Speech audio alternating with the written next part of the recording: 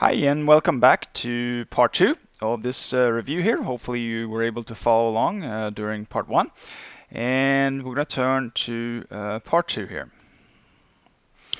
So, we looked at the Aryans at the end of part one here, and we're going to continue to look at what the Aryans did in India. And what they did is that they developed this caste system that you might remember, and you're probably familiar with this from world religions as well. And this caste system was developed to control people. And again, depending on how you look at this, you can either say that they had four castes and the untouchables, or five castes. I tend to look at it as five castes, but you're free to look at it 4+1 or five, whatever you want to do.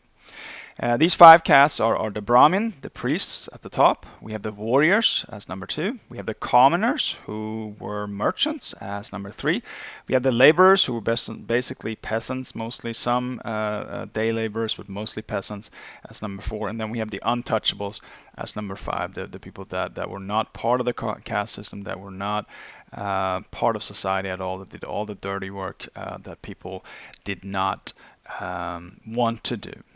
So that's the caste system.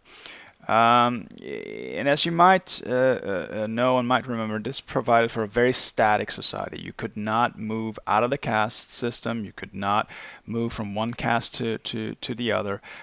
You were not really even supposed to interact with people from other castes. You kind of hung out, you married, you talked to people in your caste and nothing else. We also looked at the fact that this caste system provided a very, very poor situation for women. They were clearly inferior to men, and overall had very few, if any, rights. And it's a really, really bad situation for the women here.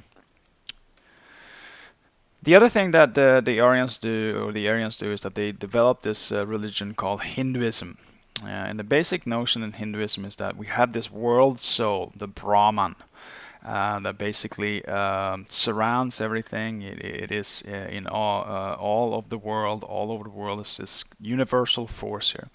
You also have a personal soul called Atman. And your goal as a Hindu is to join your Atman with the Brahman. That's called moksha, which is basically joining the personal soul, Atman, with the world soul.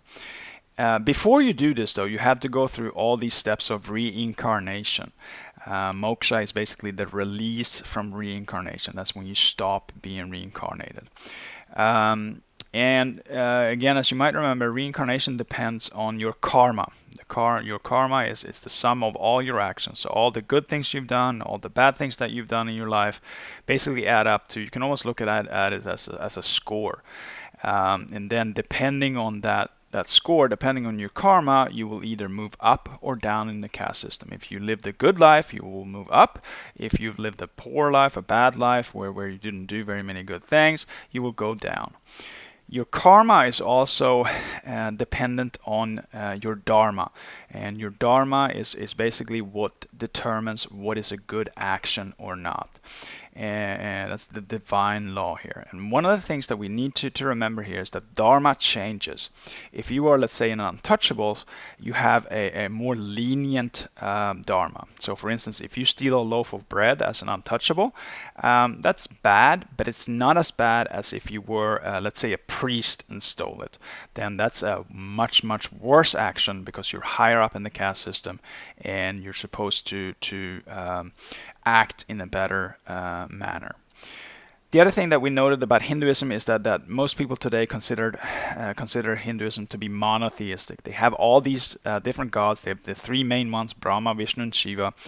But in reality, most people would argue that Hinduism is basically all these gods are basically a